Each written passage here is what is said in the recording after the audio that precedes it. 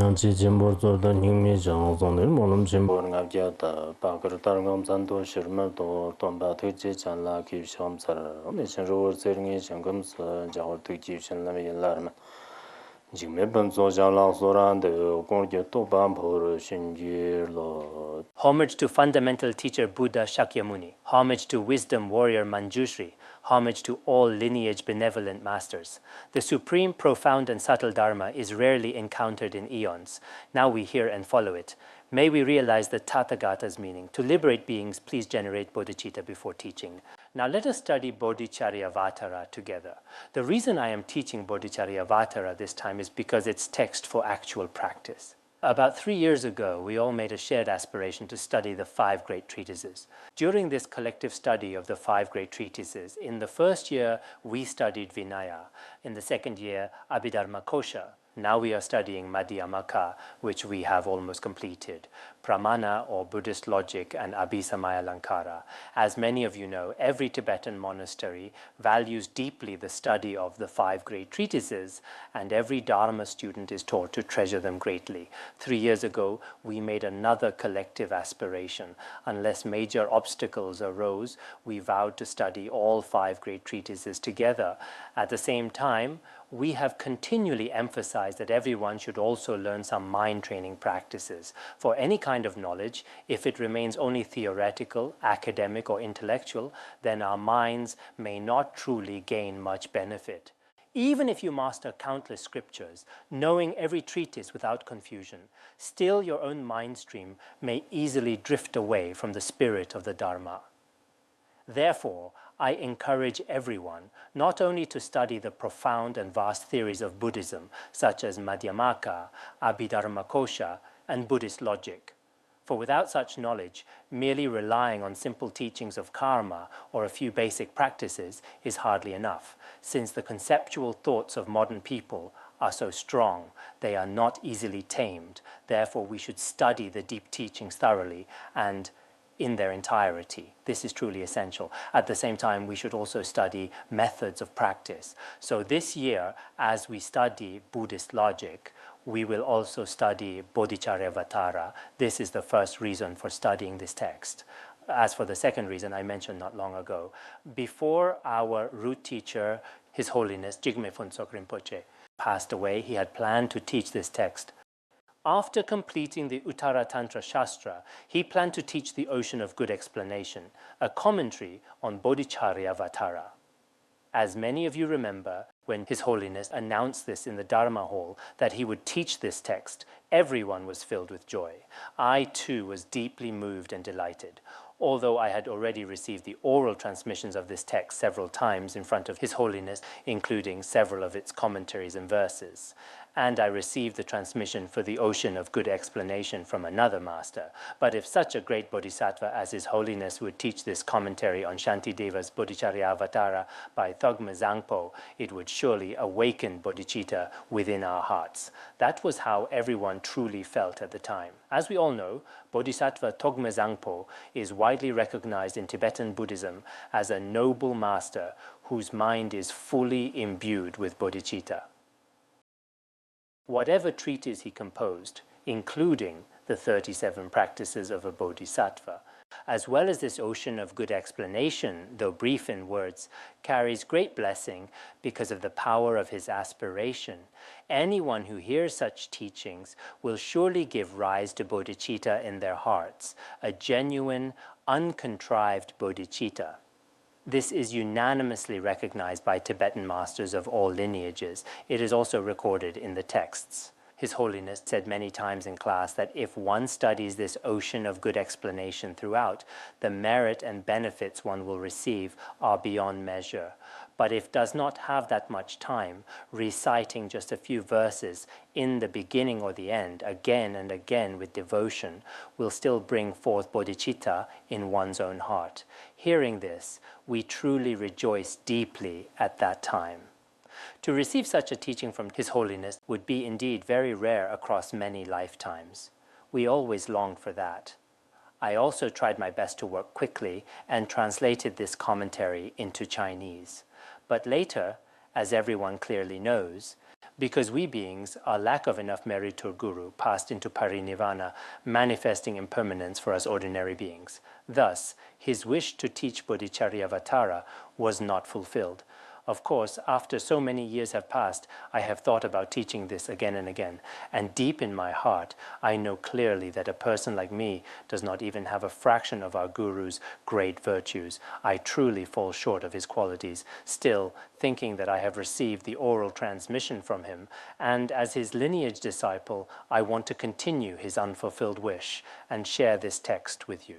Although ordinary beings cannot represent or replace noble ones, this is clear to anyone with some wisdom or knows what to accept and reject. But still, whether in terms of the timing or the coming together of fortunate causes and conditions, we, the fourfold community of disciples, will now study this commentary together. This is a good opportunity that we have now, Of course, when we study this text, our approach will differ a little from before. In the past, the means or traditional method of teaching the Dharma was mainly through giving teachings to disciples directly, face to face. This time, however, I have made a special permission to use modern media and technology to live stream the teachings to audiences outside of this valley. The reason is this. Nowadays, in many big cities, there are also devoted people who are unable to study in monasteries. They have deep faith in Buddhism and are very sincere. Perhaps in their whole life they may not have the chance to attend a Buddhist college or monastery to receive a complete transmission. Such an opportunity may be difficult to obtain in their entire lives. Therefore, this time we have especially allowed for everyone to receive this teaching through modern methods, such as multimedia, the internet, and television. We will also make CDs or audio tapes later. In this way, this teaching will be available to more people and can be shared widely. At the same time, we pray for the blessings of all Buddhas and Bodhisattvas. May everyone who receives this teaching outside Larungar receive the same transmission, blessing, and accomplishment as if they were listening in person. Let's all pray to all Buddhas and Bodhisattvas of the 10 directions, as well as our own Guru, His Holiness Jigme Phuntsok Rinpoche, in this way. Although we may not see them with our ordinary eyes, we firmly believe that they all watch us from the pure realms with their wisdom eyes. As ordinary beings, although our bodies are humble and lowly, and we are living in this complex and troubled world of samsara, bound by many kinds of afflictive emotions, yet in our hearts we sincerely wish that all sentient beings may plant the seed of bodhicitta, the mind of supreme enlightenment. Even if they do not fully realize or attain liberation now, may the seed of liberation be planted in their alaya consciousnesses. When causes and conditions mature, may they attain enlightenment. We should study this text with this kind of thought, this kind of aspiration. In this teaching series of the commentary on Bodhicharyavatara, I sincerely hope that everyone who listens, no matter in what way they listen, whether through modern technology or those present here today, if the causes and conditions are right and there are no obstacles, I hope you will receive this teaching fully from beginning to end. Please do not stop halfway. If you listen at first with enthusiasm, but then give up intentionally in the middle, this may not be good for your future study of the Dharma, even in your future lives, as it will become an unfavorable condition. Whatever Dharma we listen to, we should complete it fully. This is very important. That is what I believe. For all who study Bodhicharyavatara this time, I have no other demands, but I hope you will take some exams as you study it, which might be a necessary pressure for you. Those who are intelligent and are performing well in studying and contemplating the Dharma should take some exams as a test of the fruit of your study. Participating in exams should be able to create some good motivational pressures for your study.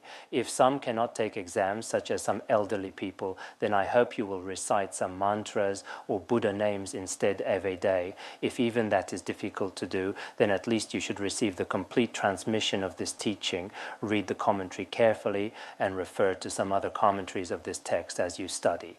This way, you will be able to understand its meaning fully, and this is very important. As for those receiving the teaching this time, all 4 assemblies of Dharma friends are welcome. There are no restrictions as to who can or cannot listen. For example, some teacher may say, "You're that guru's disciple. You can't listen to my teaching." Some may also exclude those who are not of the same lineage as them from listening to their teachings. I don't have such a kind of restriction for my teaching. Anyone who is interested is welcome to listen. No empowerment is required since this belongs to exoteric Dharma. Anyone with faith in Mahayana or interest in learning about the Mahayana altruistic conduct may attend. Everyone with such interest is welcome. In truth, the Dharma is harmonious, all-inclusive and all-embracing. We should not be narrow-minded or randomly impose restrictions on ourselves. It is unnecessary to limit our own space. No matter whose disciple you are, of which monastery you belong, you all are welcome to listen. Perhaps during listening, you will find some benefit for your mind streams. Even a small benefit is enough and is my true intention. Even if there is no benefit at all, I can assure you it brings no harm. Unlike worldly advertisements or propaganda that may cause harm, this teaching will never harm your body or your mind. This is absolutely certain. So everyone may join this course regardless of which school or lineage you belong to, whether you study Pure Land Chan or Huayan school or belong to any school within Tibetan Buddhism. All are welcome to listen as long as you are interested. This is not because I'm unusually generous. I am not granting something new or unprecedented. It is because Bodhicharyavatara itself has always been meant for all sentient beings without exception. Its scope of listeners is vast. This time while studying, I think we should focus on one thing: develop genuine bodhicitta and deepen our understanding of Mahayana. May this not remain only in words. Let it arise truly in the heart of each one of you. I encourage you to make sincere effort in this way. Also, I hope each of you will study this teaching diligently. About 6 or 7 years ago, our teacher, Choje Yijin Norbu Jigme Funsok, stressed the importance of this text during class. When he taught, he said that for all the communities of disciples in our academy, if we aspire to uphold pure pratimoksha vows and generate renunciation, we should study the Flower Garland Commentary. As for the Mahayana teachings of Bodhicitta, they are all summarized in Bodhicharyavatara. Therefore, everyone must study it well. To engage in Vajrayana practices, we should first study the related teachings of the great master Longchenpa. This was his key instruction. So this time, as I teach this text on the essential teachings of Mahayana, I hope you will try to understand absorb the meaning. During the process of listening, many of you present here already know how to listen properly. You already follow an excellent way of receiving the Dharma, and the way I teach should also be appropriate. Yet for others, such as those who listen through the internet or television, please also receive the teaching with proper attitudes and conduct. Modern technology has both advantages and disadvantages. Whether young or middle-aged, we all use technological or smart devices in our daily lives. They are beneficial and convenient for many worldly tasks, but they can also become causes of distraction if not used properly. Some even bring negative influences, especially when we use them to browse unhealthy contents. Anyone with education and some wisdom knows this. From a worldly perspective, regarding certain modern devices such as computers or books that may have negative effects on one's mind stream, thoughtful people often try to avoid using them much, not to mention monks and genuine practitioners. So in future, when we use such devices, we should be mindful and cautious. The Buddha also said in the sutras that for wise people, convenient methods become a cause for liberation, but for those without wisdom, the same means may become a cause for bondage. The Buddha reminded us of this truth. In this age of degeneration, science and technology have developed rapidly. For some people, to give a simple example, let us speak with a simple example of watching TV. Since TV has become a convenient way for people to receive information, some people use it as a learning tool for them to listen to any master's Dharma teachings. Since through it, the teachings of the Dharma can spread to every corner of the world. This certainly benefits many people in this life and future lives. However, there are others who become lost every day in endless information of distraction on TV. It is truly a pity and regrettable to see. As Buddhist practitioners, we should be careful when using modern devices like this. We must guide our minds with awareness and mindfulness to avoid distraction before we begin to use them. Otherwise, we may start out with a good intention, intending to study or spread the Dharma, but in the end we may fall into the abyss of addiction to various distractions. We may lose control and cannot resist the temptation of various information. So I hope you will observe the state of your own mind carefully and use such tools with mindfulness and awareness. This is important. Now, let's begin today's actual teaching. We will begin with an introduction to Bodhicharyavatara. I will share briefly about this great text in terms of how it spread and flourished in India, the Tibetan regions, and the Han region of China, and how the great masters of the past regarded it. This is what I will explain briefly at the beginning. First, in India, Khenpo Kumpal's commentary on the Bodhicharyavatara notes that in India there should be about 108 commentaries on this text. From this, we can clearly see how much respect for and emphasis on Indian masters used to give this treatise. We can understand this with the example of the Diamond Sutra. This sutra is highly regarded in Han Buddhism. Yet, how many commentaries on the Diamond Sutra are there up to now? You can easily find this through the internet. Of course, I am not saying people in our academy are allowed to use the internet. Except for those entrusted to do volunteer work, no one is allowed to use the internet. This is the academy's discipline. For beginners of the Dharma, using the internet might not bring real benefit. Here, you can listen to the Dharma in person, which is very convenient, so there is no need to use it. Others can search online if you are interested. What I mentioned just now about how many commentaries exist on the Diamond Sutra. In Han Buddhism, people have always valued the Diamond Sutra deeply. Yet, there are not 108 commentaries, I suppose. Everyone knows this. With its more than 100 commentaries, we can see clearly how widely and highly regarded this text was in India. At that time, India had strict restrictions on making a commentary or treatise public. Only when a treatise was examined by great masters and scholars, and only when they all agreed that it was of high quality, that it was allowed to be copied and distributed. Thus, in India, the Bodhicharyavatara was highly revered. Of the Indian commentaries, there are about 8 texts that have been translated into Tibetan. Some scholars believe that there are 10 books. Famous examples include the commentaries by Prajnaparamati and the master Nagpawa. Nagpawa is sometimes called the Black Commentator. Other commentaries that have been translated into Tibetan include commentaries of masters such as Kalyanadeva and Dharmakirti of Suvarnadvipa, among others. There were several commentaries with no author's name. The names of the authors are unknown. In this commentary, Ocean of Good Explanation, the author quoted from the works of some of the most important Indian masters, including Pandita Universal Illumination, Shantipa, and others. All the commentaries of the Bodhicharyavatara composed by Indian masters consists of 2 volumes in the Buddhist canon. Out of the more than 100, only 8 or 9 were translated into Tibetan. How does this text spread within Tibetan Buddhism? You should all be aware of the different schools of Tibetan Buddhism, Gelug, Kagyu, Sakya, Nyingma, and so forth. Every monastery within all these schools recognizes and studies this treatise. It is regarded as a text that everyone must learn. In the biography of Patrul Rinpoche, it is said that Gelug Monastery study it using Gyaltsab Je's commentary. That is their main reference. Kagyu monasteries rely on a master known as Pawo Tsuklak Trengwa. He composed a very extensive commentary on this text. As for the Sakya school, their lineage disciples study with the commentary written by Sakya Sonam Tsemo, one of the 5 Sakya patriarchs. In the Nyingma tradition before Patrul Rinpoche was born, the main reference used was Ocean of Good Explanation, the treatise composed by Bodhisattva Togme Zangpo. After Patrul Rinpoche appeared, some Nyingma monasteries adopted commentaries by Khenpo Kunpal and by Khenpo Kunzang Chodrak.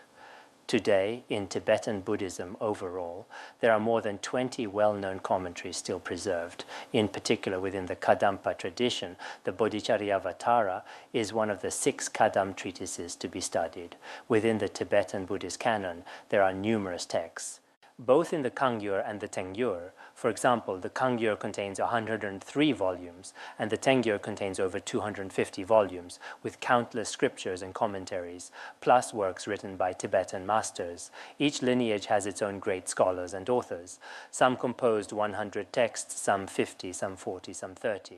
Among all these works, every school recognizes one essential treatise, the one that every monastery studies, that is this Bodhicharyavatara. So I hope you will contemplate the importance of this text carefully. What is the role of this treatise in Buddhist studies? What is its position, its influence, and its true value? With so many great masters in India and the Tibetan regions, we could never have shortage of sutras or treatises to study. Yet among all sutras, is there one sutra that everyone must study? Likewise, among all treatises, is there one that everyone must study? This is the only one required to study in every tradition. Nearly all Tibetan Buddhist masters, whatever their school or title, would cite scriptural citations from this text when writing Mahayana treatises. Roughly 3% of this text is quoted in the Great Exposition of the Stages of the Path.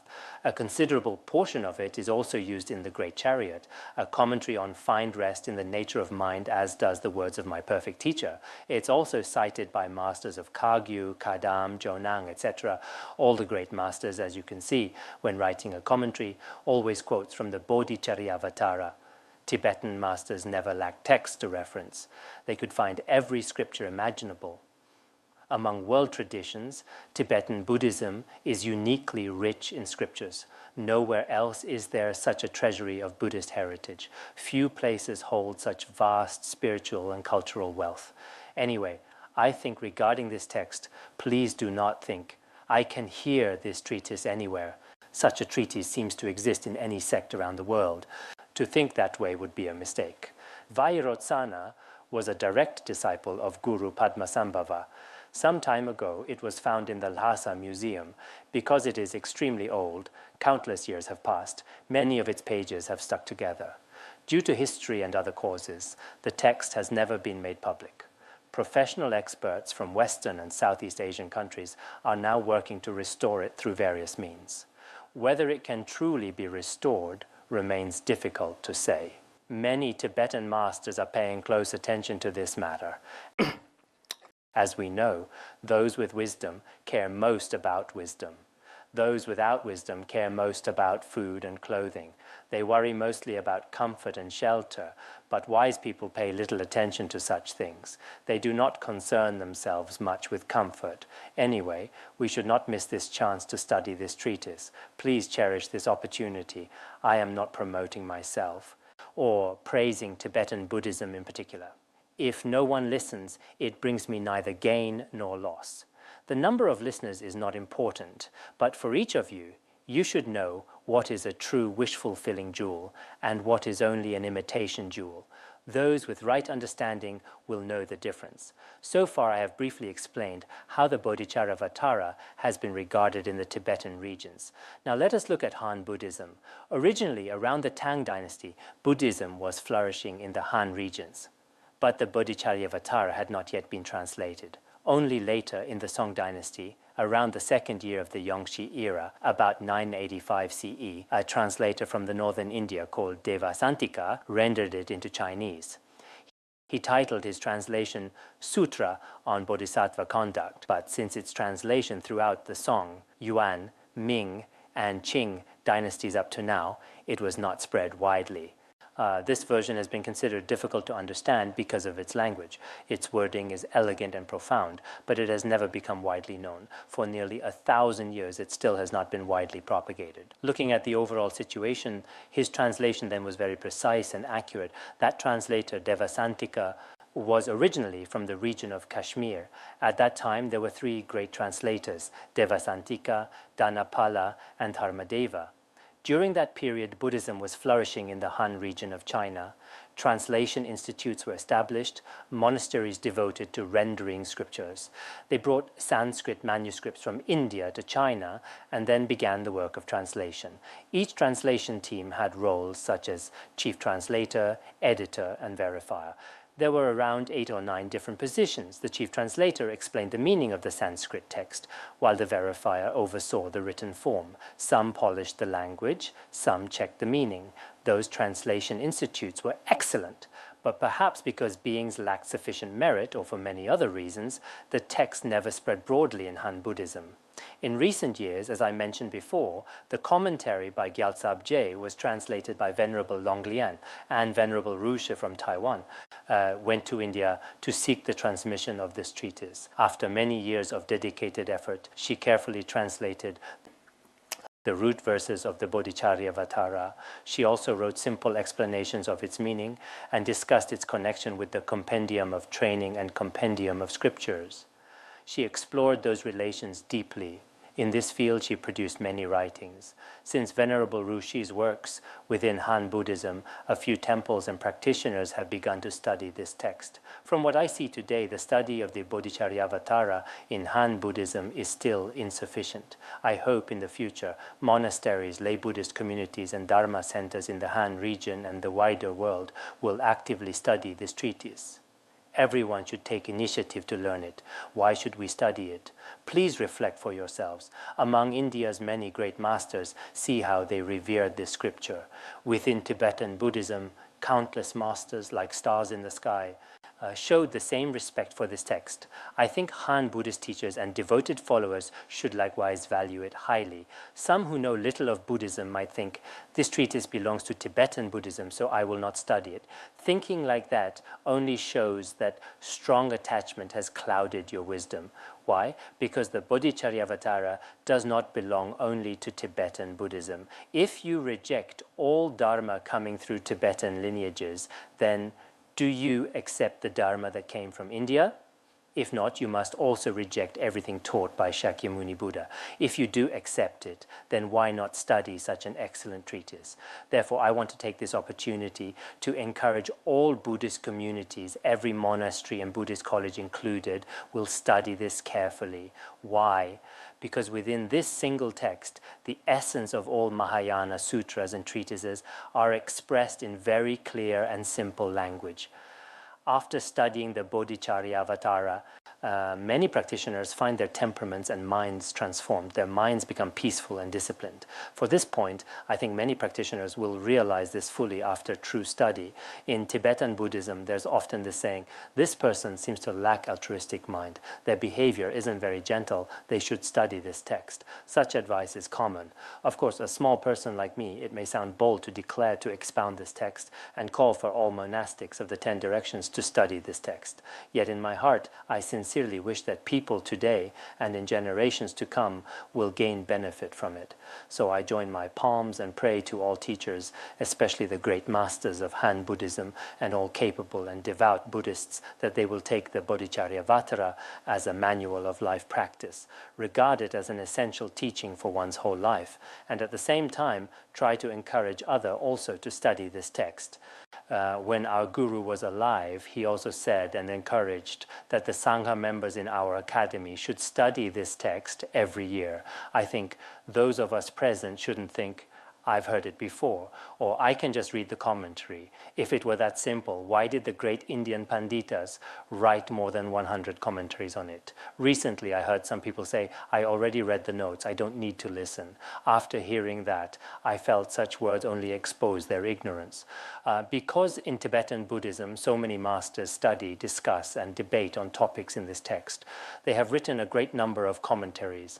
In India as well, masters composed many treatises on it. If this text were truly simple, did those great masters have nothing else to do? So I urge everyone not to display such ignorance outwardly before others. It's unwise to do so before others or before an audience. That is not a very admirable performance. Today I first gave a brief introduction to you. It was about why we need to study this important text. From my own perspective, I think This treatise is not an ordinary one, it's an extraordinary text. Though it belongs to the sutra path, it's essential for us to arouse bodhicitta in us. No matter how loudly we chant the Buddha's name, how diligently we meditate each day, how vast our dharma activities may be, or whatever charities or projects we engage in, none of these has meaning without genuine bodhicitta. If everything is driven by self-interest, centered on self-concern, although it still brings some merit, but can they become causes for liberation? Each of us should carefully think about it and examine our own minds. If our deeds cannot truly become causes of liberation without bodhicitta, why not study such a wonderful treatise? Think about this seriously. Now, I would like to speak briefly about its author, the Bodhisattva Shantideva. 7 marvelous biographies of him are often mentioned. This time I will give you a brief introduction. Every day when we have spare moments, I will share more detailed stories. Through the deeds of Shantideva, by hearing these stories, we can develop genuine faith in the author himself. When we truly generate faith in these holy beings, bodhicitta in our own hearts can arise more easily. So, let us begin the brief introduction to the author Shantideva. His exact time of birth is debated. Some differences exist among various accounts. Buton's History of Buddhism by Buton Rinchen Drup also records his life. Taranatha's History of Buddhism in India mentions it too. Part of it is found there. Modern works such as An Introduction to Buddhist Thought also refer to him. You can also find some records of him preserved in other treatises, yet their descriptions of his date of birth differ slightly. There are slight variations among regarding his birth. There's a book called Connected with Tibet. In this book, it's written, Shantideva was born in 687 CE and passed away in 763 CE.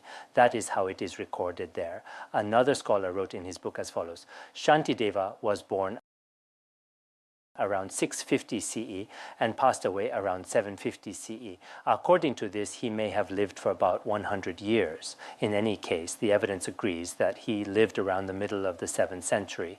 Some think it was the middle of the 8th century, roughly during that period that he was born. For an introduction to Shantideva, we can rely on available sources. One can read history or biographies to know this, although it may not matter that much for us practitioners, even if these dates and details are uncertain. However, we should combine our study and practice without focusing only on one aspect. Only exploring outer knowledge constantly, I think it's not very good. Then only practice as primary, not caring about any theoretical study is also not good. For example, if we read a book without knowing its societal or historical background or the author's identity, life, and achievement, then we may find it hard to develop confidence in that author, and we naturally find it hard to develop confidence in the work that we study. So today, let us simply introduce the exceptional qualities of Shantideva. There are 7 stories. I'll briefly introduce the first one. Shantideva was born as a prince in a palace. He was the son of King Kalyanavarnam, and his given name was Shantivarnam. From childhood, he was unlike other children, because according to many texts, in his past lives he had practiced emptiness and Mahayana teachings. For that reason, even as a child, he had deep devotion to the Dharma and the 3 jewels. He would continually make offerings to the 3 jewels and to Brahmins and monks. Thus, he seemed to have virtuous roots conducive toward liberation. He showed faith in the Dharma that leads beyond samsara. Moreover, although born as a prince, toward people around him in the royal palace, such as ministers, relatives, and friends, he always treated them with great love and compassion. He especially felt deep sympathy for the sick, the poor, and all suffering beings. Great compassion always arose in him, and he constantly gave them aid and protection. Around the age of 6 or 7, he began his studies. Following Indian custom, he studied various sciences, arts, and crafts. He mastered them all completely. The king was delighted, and all the ministers rejoiced at his excellence. When he grew up, they prepared for his coronation to make him the next king. According to Indian tradition, they arranged an enthronement ceremony. It was to grant him the empowerment of kingship. As they made the preparations the very night before the ceremony, the prince Shantideva, then known as Shantivarnam, had a dream. In his dream, he saw Manjushri appeared on the throne, prepared for his enthronement ceremony. Manjushri spoke to him, "May son, this is my seat, and I am your root teacher." "Son, remember this well. You and I should not sit on the same throne." Shantideva interpreted the dream as an indication from Manjushri that it is no use to become king.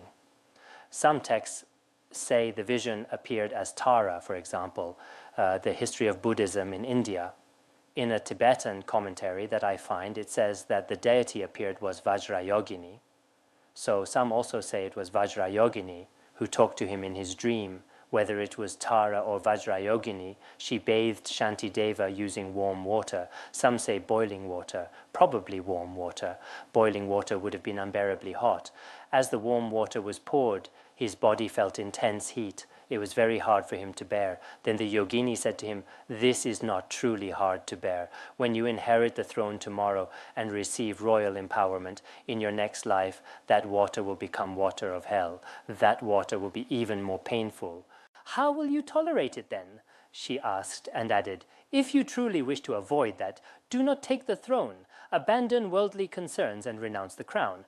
Go east to a place called Bengal. You go to this Bengal place to study. By going there, you will meet Manjushri in person." Having received this prophecy, he awoke the next morning, still reflecting on the dream. He realized that to take the throne would not be right. So he mounted a swift horse and rode toward the east. This was how he departed the palace and fled the kingdom, which was just like that of Shakyamuni Buddha. He left his father's palace exactly as Prince Siddhartha had done. He reached the eastern kingdom called Bengal. Some historical accounts say he traveled for 21 days without food or water, heading east. Other versions are less detailed, but in any case he traveled for many days. When he arrived there, he entered a forest near Bengal.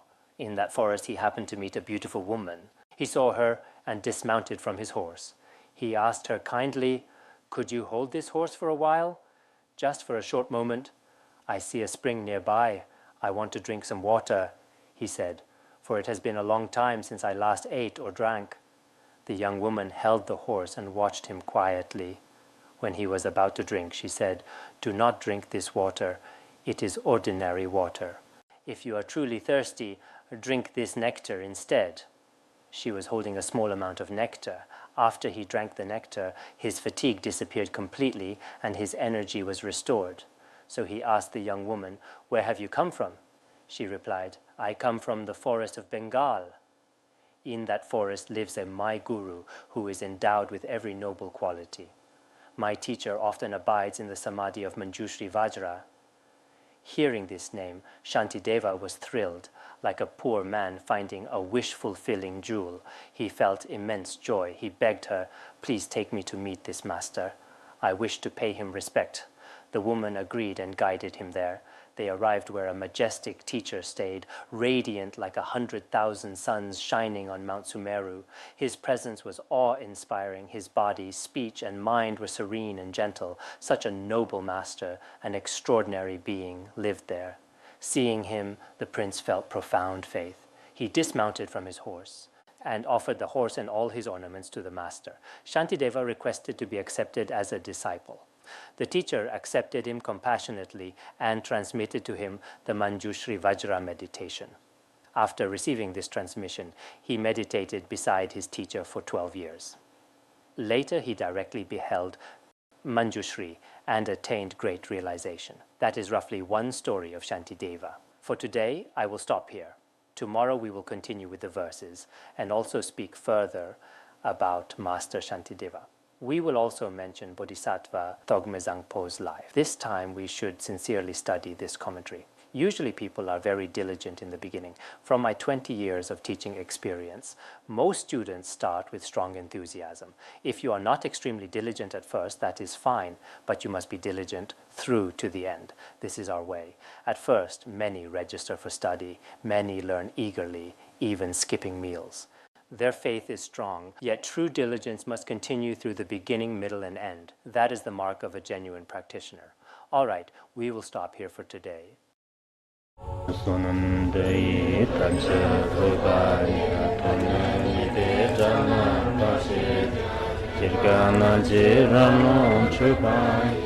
Chutun Tsulen Chua Chua Xiao Bandar Gara Badma Sadarda Bandar Gara Badma Sada Bandar Gara Badma Sadarda